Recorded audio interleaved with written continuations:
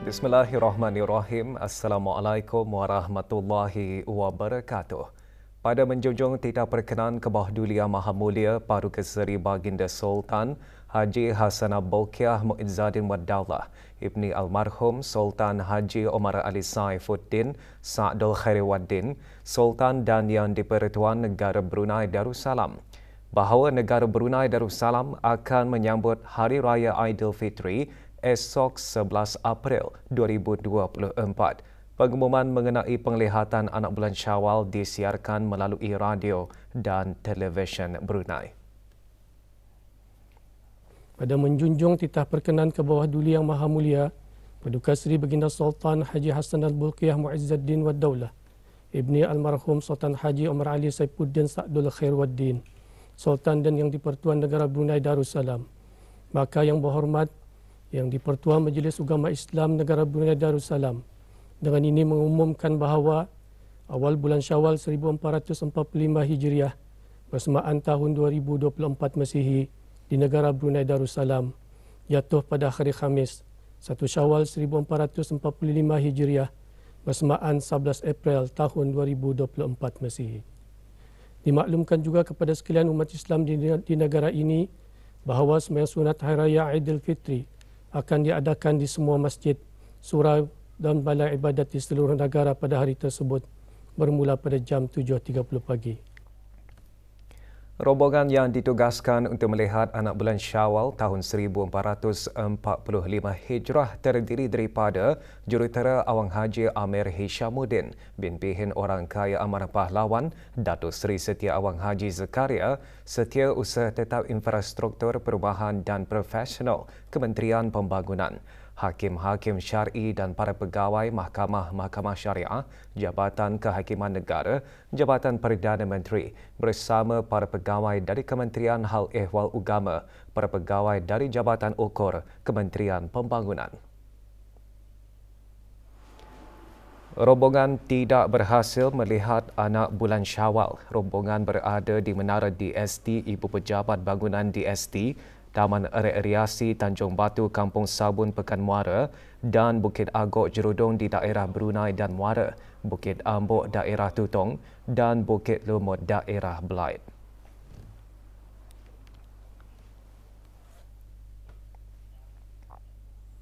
Sementara itu, acara keagamaan bagi menunggu hasil ruqyah awal bulan Syawal 1445 Hijrah diadakan lewat petang kemarin. Majlis Ugama Islam Brunei MUIB bersidang selepas mengadakan penglihatan anak bulan Syawal. Hadir yang berhormat Pihin Udana Hatib Datuk Paduka Seri Setia Ustaz Haji Awang Badaruddin bin Pengarah Datuk Paduka Haji Awang Othman, Menteri Hal Ehwal Ugama selaku Yang di-Pertua Majlis Ugama Islam Brunei MUIB. Juga hadir yang berhormat Pihin Datuk Laila Raja, Meja Jana Bersara Datuk Paduka Seri Haji Awang Halbi bin Haji Muhammad Yusof, Menteri di Jabatan Perdana Menteri dan Menteri Pertahanan kedua, dan yang berhormat Datuk Seri Setia Awang Haji Muhammad Juanda bin Haji Abdul Rashid, Menteri Pembangunan.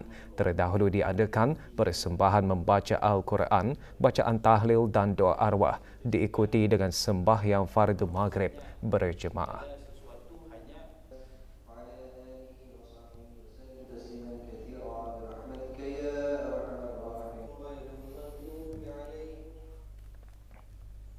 Bulan Ramadan sering dikaitkan dengan kewajipan membayar zakat sama ada zakat fitrah maupun zakat harta. Sehubungan itu diadakan majlis penyerahan zakat perniagaan dan zakat wang simpanan dari beberapa buah syarikat.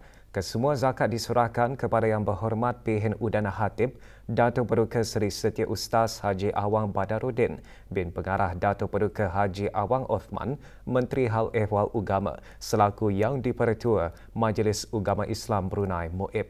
Majlis berlangsung di Kementerian Hal Ehwal Ugama.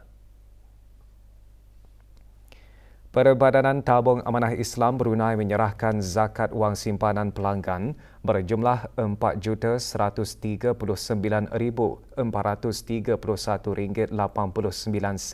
diserahkan oleh Yang Berhormat Pihin Datuk Laila Raja, Meja Jana Bersara Datuk Paduka Seri Haji Awang Halbi, bin Haji Muhammad Yusof, Menteri di Jabatan Perdana Menteri dan Menteri Pertahanan kedua selaku pengerusi Lembaga Pengarah Perbadanan Tabung Amanah Islam Brunei.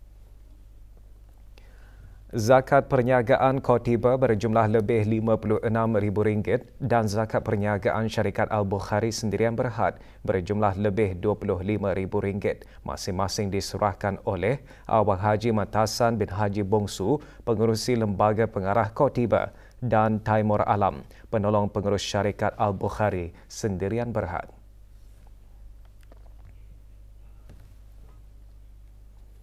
Kementerian Pertahanan melalui program Ihya dan Jangkauan Ramadan lewat petang kemarin mengadakan Majlis Khatam Al-Quran kali ketiga. Majlis berlangsung di Surau Al-Barakah, Pangkalan Tentera Udara Rimba. Hadir yang berhormat P.H. Datuk Laila Raja, Meja Jawatan Bersara Datuk Paduka Seri Haji Awang Halbi bin Haji Muhammad Yusof, Menteri di Jabatan Perdana Menteri dan Menteri Pertahanan kedua. Majlis sama juga diadakan serentak di semua surau di garison, perkemahan dan pangkalan angkatan bersenjata di Raja Brunei ABDB, termasuk Masjid Pulau Baru-Baru. Turut hadir Meja Jeneral Datuk Paduka Seri Haji Muhammad Hazaili bin Bol Hassan, Pemerintah ABDB.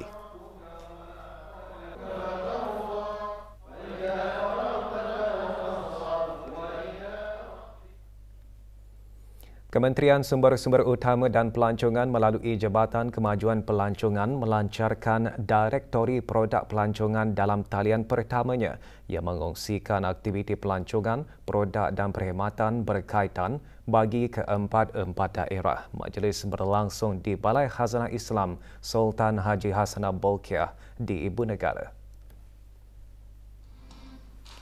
Pelancaran Direktori Produk Pelancongan dalam talian Brunei www.explorebrunei.gov.bn disempurnakan oleh Dayang Hajah Dahliana binti Haji Ali Akbar, pemangku setiausaha tetap di Kementerian Sumber Utama dan Pelancongan.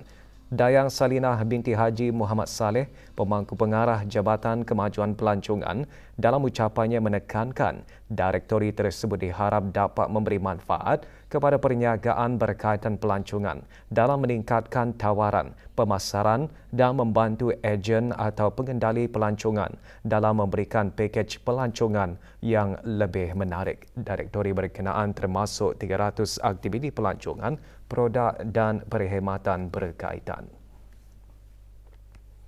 Sudah menjadi tren apabila menjelang 1 Syawal, orang ramai membuat persiapan akhir dengan membeli belah pada saat-saat akhir. Kerana itu menyebabkan suasana sibuk di pusat-pusat membeli belah serta kesesakan di beberapa batang jalan raya. Tinjauan RTV di beberapa gedung perniagaan, pusat membeli belah dan kedai-kedai runcit dipenuhi orang ramai dan bertambah sesak selepas waktu berbuka bagi mereka yang ingin membeli kelengkapan Aidilfitri pada saat-saat akhir. Para peniaga juga menawarkan pelbagai promosi menarik dan potongan harga yang berpatutan.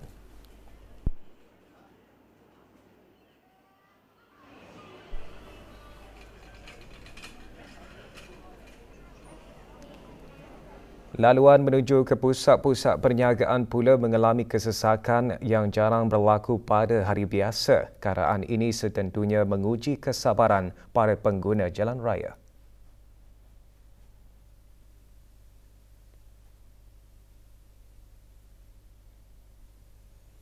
Dalam kemeriahan menyambut Lebaran, semua keperluan tidak semestinya baharu. Dalam erti kata lain, sambutlah Hari Raya mengikut kemampuan dan bersederhana sebagai tanda syukur.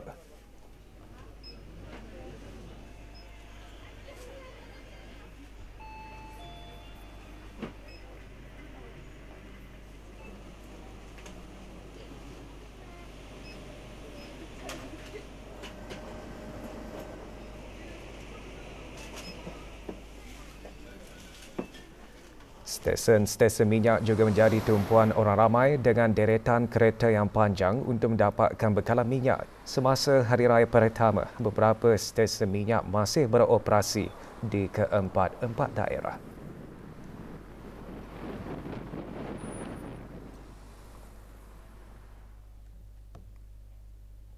Otoriti Kawalan Bangunan dan Industri Pembinaan ABCI mengeluarkan kompaun kepada seorang individu yang berkelayakan dan 2 buah syarikat pembina atas beberapa kesalahan di bawah Akta Kawalan Bangunan Penggal 256. Arkitek Zack Ibrahim dikenakan kompaun sebanyak RM4,500 atas kesalahan melaksanakan permohonan kebenaran kemajuan dengan tidak mengikut pelan yang diluluskan bagi kemajuan tambahan dan ubah suai untuk restoran di Kampung Beribi. Kesalahan dengan merujuk di bawah peruntukan Seksyen 13 Duties of Qualified Person iaitu Seksyen 13-10-B Akta Kawalan Bangunan Penggal 256. Fajar Alam sendiri berhad sebagai syarikat pembina yang dilantik juga dikenakan kompaun sebanyak RM4,500 atas kesalahan melaksanakan kerja-kerja kemajuan tanpa tidak mengikut pelan yang diluluskan iaitu dengan merujuk di bawah peruntukan Seksyen 15 Duties of Builders iaitu Seksyen 15-5 Akta Kawalan Bangunan Penggal 256. Juga dikenakan denda kompaun syarikat pembina DG Wave Contractor and Development sebanyak RM5,000 atas kesalahan melaksanakan aktiviti pembinaan tanpa lesen pendaftaran yang sah iaitu di bawah Seksyen 43-3 Akta Kawalan Bangunan Penggal 256 bagi kerja-kerja tambahan dan ubah suai ke atas sebuah rumah 2 tingkat di Kampung Sungai Hancing, Mukim Brakas. Orang ramai yang berhasrat untuk membina kemajuan bangunan adalah diperingatkan untuk sentiasa memastikan melantik syarikat pembina yang mempunyai lesen pendaftaran pembina yang sah sepanjang pembinaan dan memastikan penerimaan kesiapan kemajuan bangunan dari qualified person dan pembina adalah mengikut pelan kemajuan yang telah diluluskan. Sebarang maklumat lanjut layari laman sesawang ABCI di www.abci.gov.bn. Pengusaha bangku diingatkan mempamerkan tanda harga barangan yang dijual di pasar dan tamu dengan jelas dan betul bagi membolehkan pengguna untuk membuat perbandingan harga dan seterusnya membuat pembelian yang bermaklumat. Peringatan itu dikeluarkan semasa pemeriksaan ke atas Pasar Tani Selayun, Pasar Jerudong, Pasar Gadong dan Tamu Kianggih pada baru-baru ini yang dijalankan oleh Jabatan Perancangan Ekonomi dan Statistik JPES, Kementerian Kewangan dan Ekonomi. Semasa pemeriksaan mendapati lebih 90 pengusaha bangku di pasar-pasar dan tamu tidak mempamerkan tanda harga dan sebilangan pengusaha mempamerkan tanda harga pada sebahagian barangan yang dijual sahaja. Dalam hal tersebut, pengusaha bangku diberi amaran untuk sentiasa mematuhi perintah paparan tanda harga dengan mempamerkan tanda harga yang jelas dan betul. Kegagalan mematuhi perintah paparan tanda harga boleh dikenakan kompaun maksimum RM1,000. Bagi kesalahan berulang boleh dikenakan denda maksimum RM20,000 dan penjara 5 tahun oleh mahkamah di bawah Akta Kawalan Harga Penggal 142.